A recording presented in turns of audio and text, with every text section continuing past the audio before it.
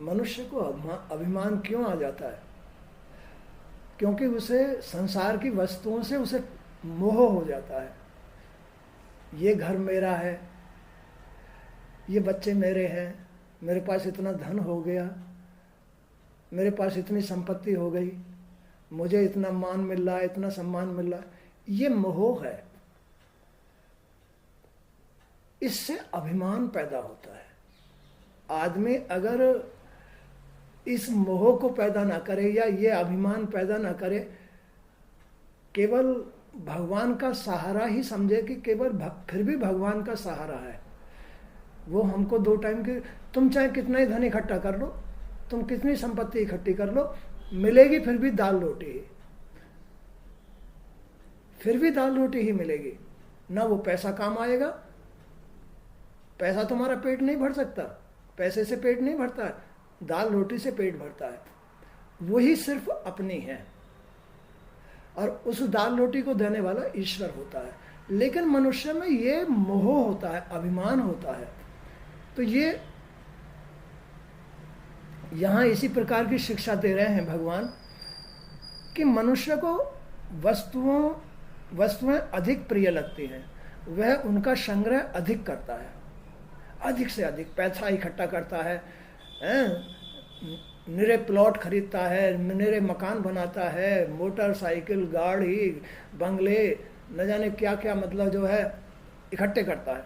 इसी प्रयत्न में वह अनेकानेक दुख उठाता है, इसके प्रयत्न में ही, है ना, भागता रहता है, जाड़े में, शीत में, बुरा भी बनता है और मेहनत भी करता है। तो इन वस्तुओं के संग्रह करने में आदमी दुख उठाता है। जो पुरुष इस बात को समझकर निष्काम भाव से रहता है, भगवान के सहारे से रहता है, इस बात को जो समझ लेता है कि ये सब दुख के कारण है, ज़्यादा पैसा इकट्ठा करना, ज़्यादा प्लॉट खरीदना, ज़्यादा कोठी बंगले बनाना, गाड़ी आदि ज़्यादा बच्चे, मतलब परिवार बढ़ाना, ये मनोज ने सब को सुनी है मैंने, तमन्ना को प्लॉट देखने गए। हाँ, तो ये क्या है?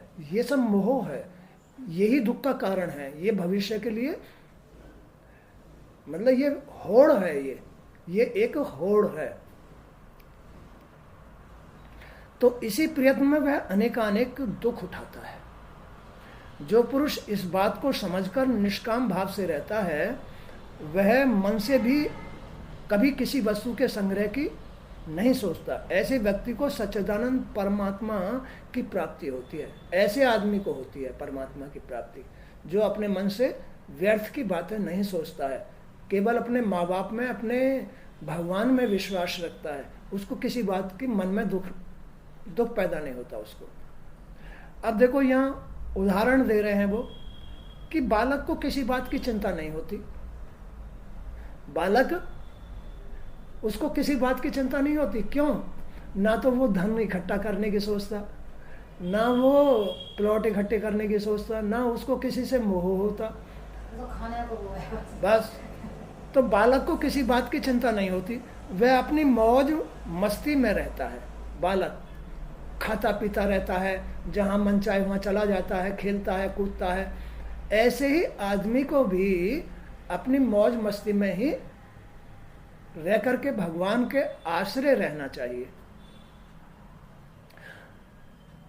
तो जैसे बच्चे को अपने मान अपमान की चिंता नहीं होती, अपनी दुनिया में मग्न रहता है, यह अपनी दुनिया अपने आंत तत्व में रमे रहने पर प्राप्त होती है।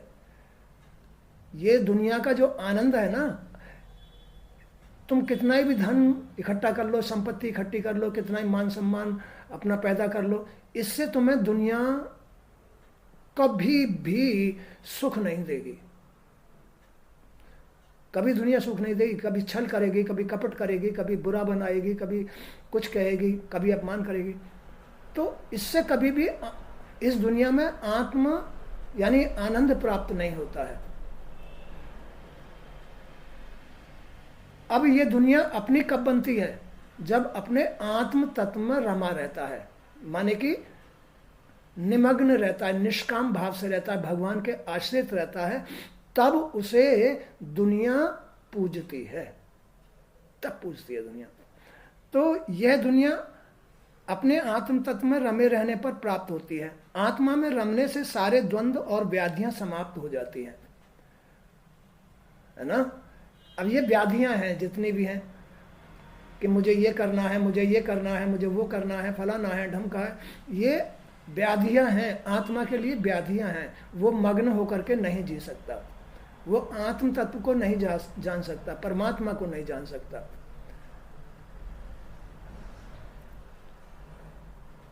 हाँ? तो इस प्रकार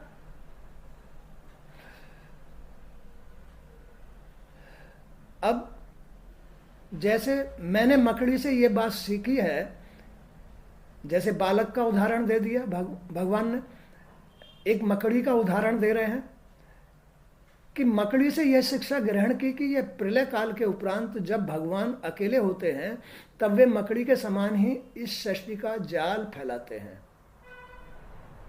कब फैलाते हैं?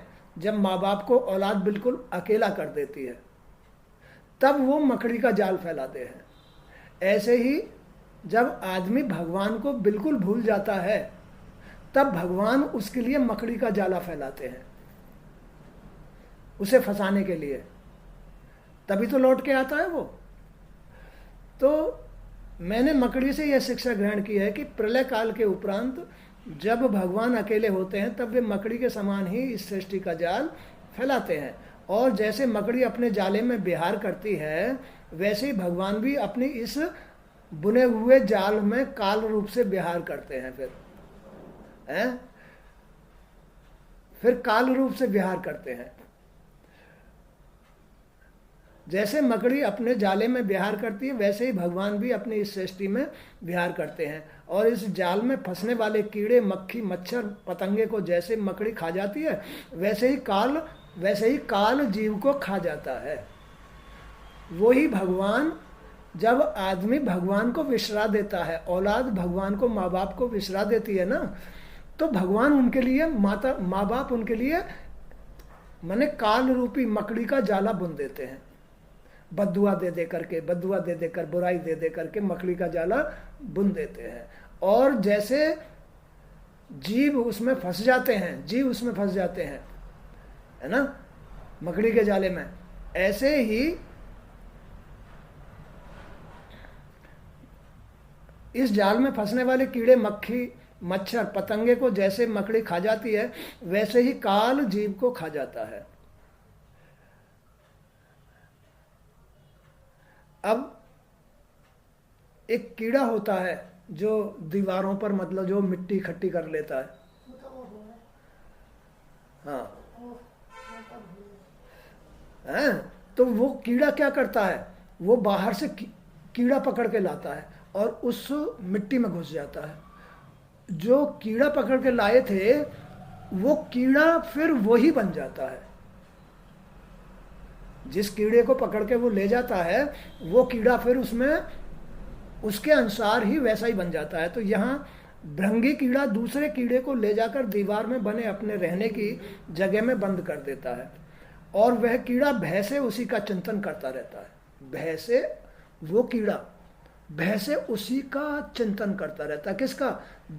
जो उस मिट्टी में रहता है ना, और उस कीड़े को पकड़ के ले गया, उस मिट्टी के अंदर बंद कर देता है उसे बिल्कुल। तो वो उसी भय से उसी का चिंतन करता रहता है। हाँ, और फिर अपने पूर्व शरीर को ही प्राप्त कर लेता है। इसका भाव यही है कि मृत्यु के समय जीव जिस वस्तु का ध्यान कर, मृत्यु के समय जीव जिस वस्तु का ध्यान करेगा, उसे वही रूप अगले जीवन में प्राप्त होता है। जैसे कीड़ा, वो दीवार पे मिट्टी इकट्ठा करके रहने वाला, घर बनाकर रहने वाला कीड़ा, जैसे बाहर से किसी जीव को ला करके उसमें अंदर डाल देता है और बिल्कुल चारों तरफ से बंद कर देता है, तो वो उस कीड़े का ही चिंतन करता रहता है। ये कब मुझे छोड़ेगा, कहाँ ले आया, कैसे ले आया, ये कैसे, तो वो फिर वही चीज बन जाता है। इसका भाव यही है कि मृत्यु के समय जीव जिस वस्तु का ध्यान करता है उसे वही रूप अगले जीवन में प्राप्त होता है, वही रूप जीवन में प्राप्त होता है। इसलिए आदमी को कभी भी मृत्यु के समय के लिए बुराई इकट्ठी नहीं करनी चाहिए, नहीं तो बुराई का ही चिंतन करेगा। अगले समय के लिए, कल के लिए उसे कभी भी बुराई को इकट्ठा नहीं करना चाहिए, नहीं तो उसी का चिंतन करते करते करते करते करते करते फिर वही हाल हो जाएगा। एक अमीर भी ऐसे ही मतलब गरीब हो जाता है, एक अमीर भी और एक गरीब भी ऐसे ही अमीर हो जाता है। तुम उसका चिंतन, अमीर आदमी का चिंतन करो, चिंतन करो, चिंतन करो, तो तुम अगले जन्म में अमीर बन जाओगे। एक अमीर गरीब का मतलब इस तरह से कोई शोषण करता है ना, तो ये मृत्यु के समय की सामग्री है। आदमी जो भी कुछ इकट्ठा कर रहा है, मृत्यु के समय उसको वही चीज याद आएगी जो उसने इकट्ठा किया है, और जैसा इकट्ठा किया है उसके अनुसार उसको जन्म मिलेगा, उसे वही रूप अगले जीवन में प्राप्त होता है। इसलिए किसी अन्य वस्तु का चिंतन न करके अंत समय में परमात्मा का ही चिंतन करना चाहिए। इस प्रकार अपने गुरुओं से शिक्षा मैंने ग्रहण की। पृथ्वी होती है, धरती माता, इस पे कोई थूकता है, कोई पेशाब करता है, कोई मल त्यागता है, कोई इसे खोदता है, कोई इसको कुछ करता है, कोई कुछ करता है, लेकिन इसमें कितनी शांति होती है, ये किसी को भी लौट के जवाब नहीं देती। चाहे इस पे कोई पेशाब करो, चाहे इस पे कोई टट्टी करो, चाहे इसे कोई खोदो, कोई चाहे कुछ भी करो, ये लौट के जवाब नहीं देती। ये ऐसी माता है। तो माता को, माँ जो होती है ना, माँ को इतना धैर्य रखना चाहिए, इतनी शांति रखनी चाहिए जैसे पृथ्वी शांति रखती है। ये धरती माता का उदाहरण है। माता तो सभी एक सी है, सभी एक सी है। मैंने अपने शरीर से ये सीखा है, यह शरीर भी मेरा गुरु है। अपना अपना जो शरीर है ये भी अपना गुरु है। यह मुझे विवेक और वैराग्य की शिक्षा देता है। विवेक, ज्ञान की शिक्षा देता है। ज्ञान इकट्ठा करो, वैराग्य, तुम मेरे लिए वैराग्य इकट्ठा करो। क्या? दुनियादारी से दूर हटो, बुराइयों से दूर हटो। ये शरीर ये शिक्षा देता है, ये इसकी जरूरत है।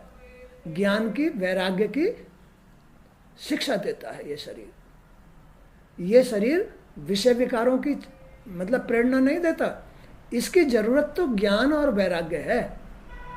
इसलिए इसमें जो भक्ति धारण करता है उसको ज्ञान वैराग्य प्राप्त होता है।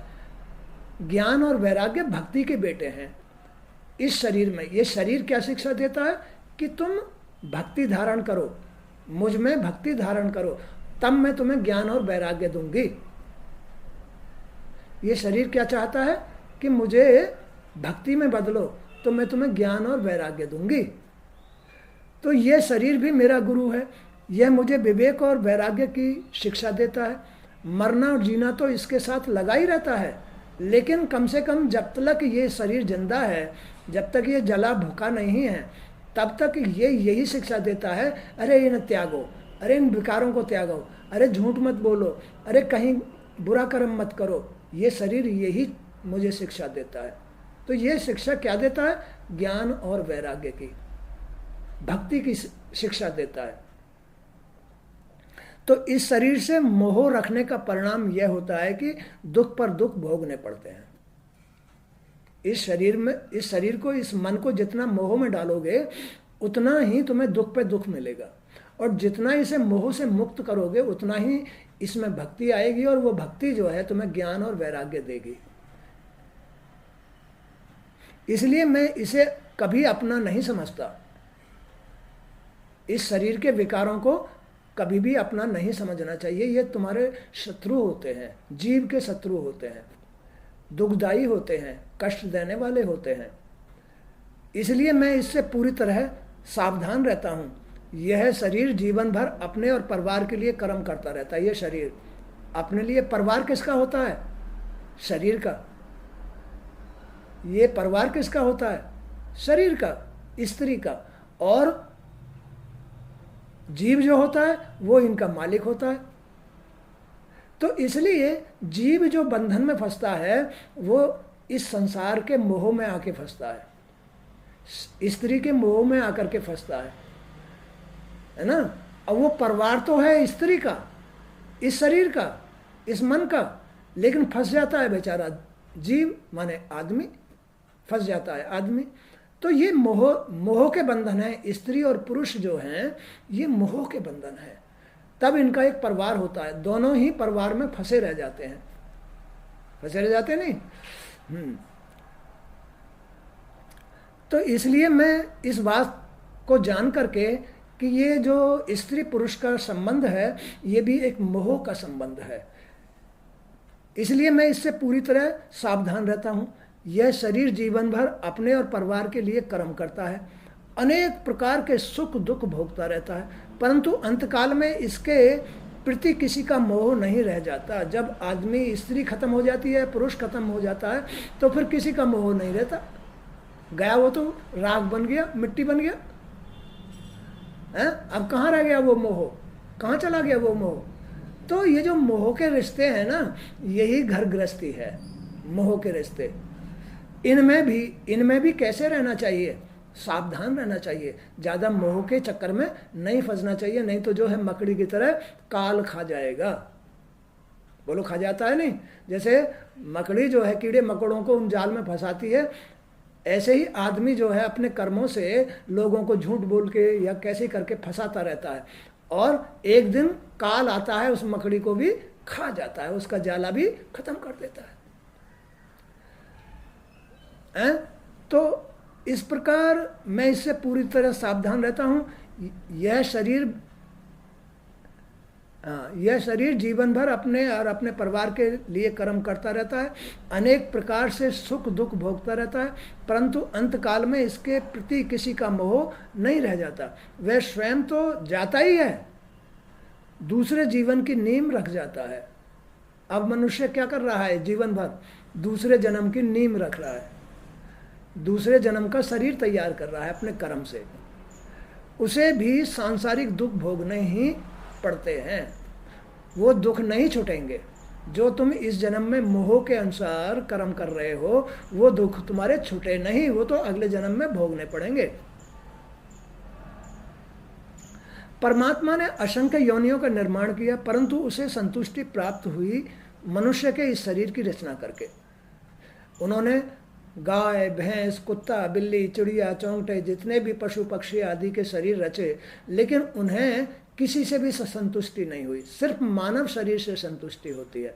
कैसे होती है, इसमें भगवान ने ज्ञान डाला है, इसमें सोचने की शक्ति डाली है, इसमें मन बनाया है।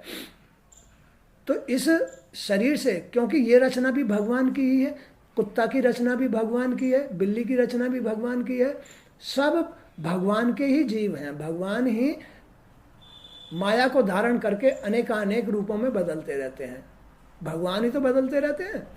भगवान माया को धारण करके अनेकानेक योनियों में बदलते रहते हैं, लेकिन किसी से भी उन्हें संतुष्टि प्राप्त नहीं हुई। संतुष्टि उन्हें प्राप्त हुई है तो मनुष्य शरीर से हुई है। देवताओं का मतलब परिवर्तन लेने से भी उन्हें संतुष्टि नहीं होती। क्यों? देवताओं का शरीर नहीं होता। देवता भी इस धरती पर मनुष्य के शरीर को प्राप्त करने के लिए लालायित रहते हैं, तरसते रहते हैं कि ये मनुष्य कितना बड़भागी है, कितना भाग्यशाली है, इनके पास शरीर है, ये कहीं भी जा आ सकते हैं, ये कोई भी कर्म कर सकते हैं। लेकिन देवताओं के पास तो कोई शरीर नहीं होता।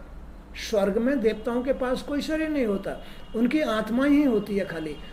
जो लोग मतलब पुण्य कमा करके स्वर्ग चले जाते हैं वो वहाँ आत्मा ही सुख भोगती है, और जब उसके पुण्य खत्म हो जाते हैं तो फिर यहाँ आगे धरती पर जन्म लेता है।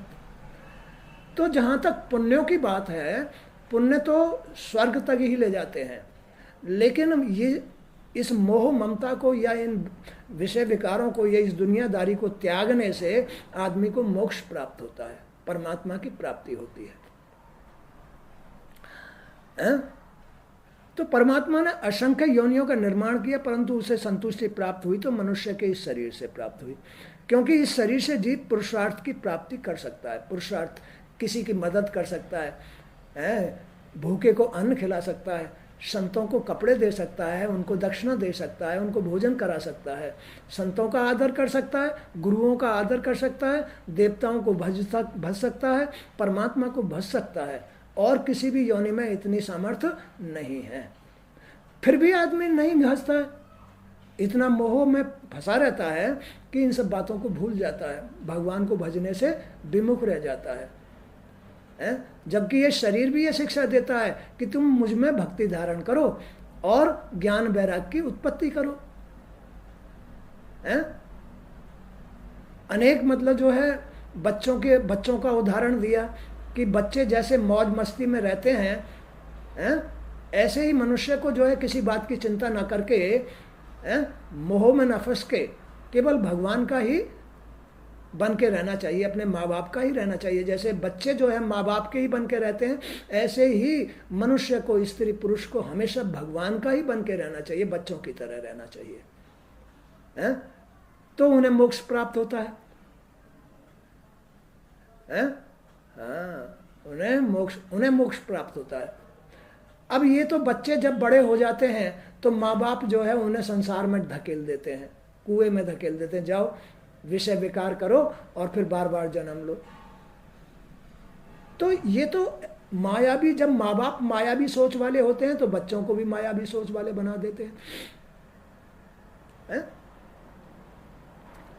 परंतु परम तत्व परमात्मा को प्राप्त करने का प्रयत्न इस मनुष्य योनि में ही किया जा सकता है।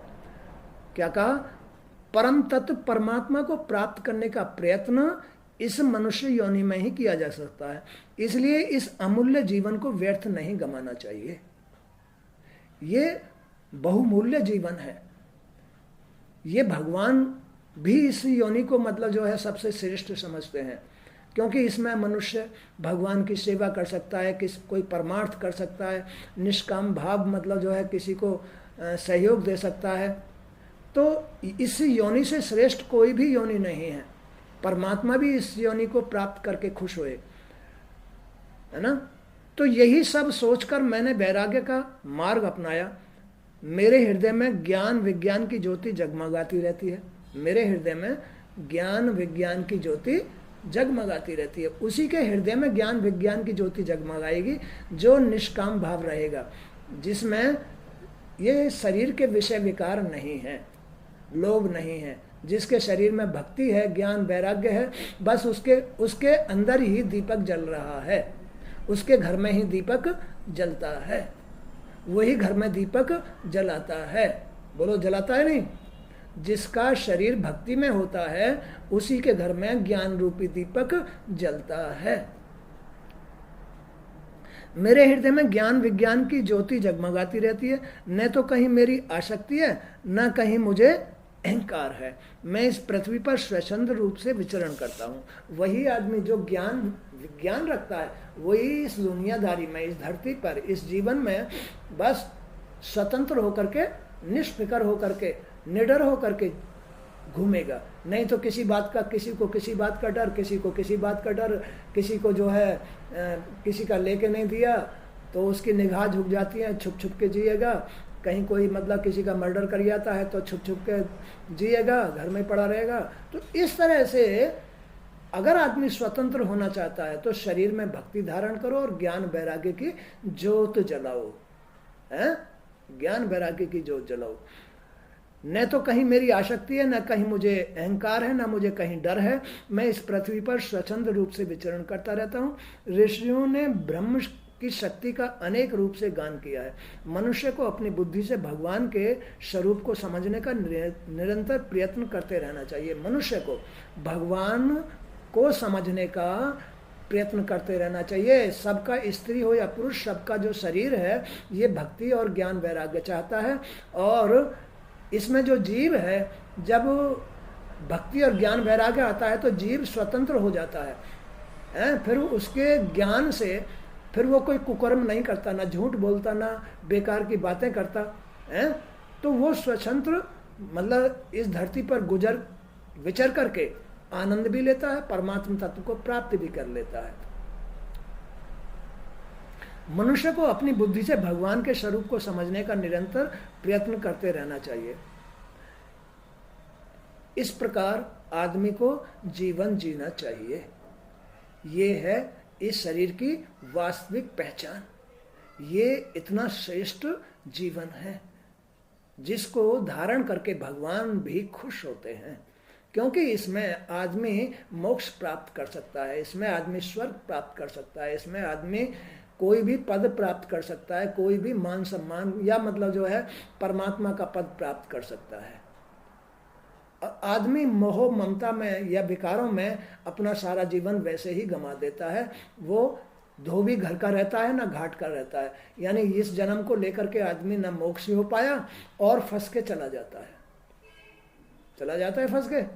तो ये ज्ञान की बातें हैं, गहराई की बातें हैं, इस शरीर के विकास की बातें हैं, इस जन्म के विकास की बातें हैं, मोक्ष की बातें हैं, सुख की बातें, आनंद लेने की बातें हैं। इन बातों को समझना चाहिए, समझ करके अपने जो शरीर है इसका परिवर्तन चेंज करना चाहिए। ज्ञान वैराग्य की घर में ज्योत जलानी चाहिए, तब जाकर के आदमी का जीवन अपने आप ही सफल हो जाता है, परम पद प्राप्त हो जाता है, ईश्वर की प्राप्ति हो जाती है और इस जीवन का, इस जन्म का लक्ष्य पूरा हो जाता है। बोल सच्चे दरबार की जय। बोलो बात सही है।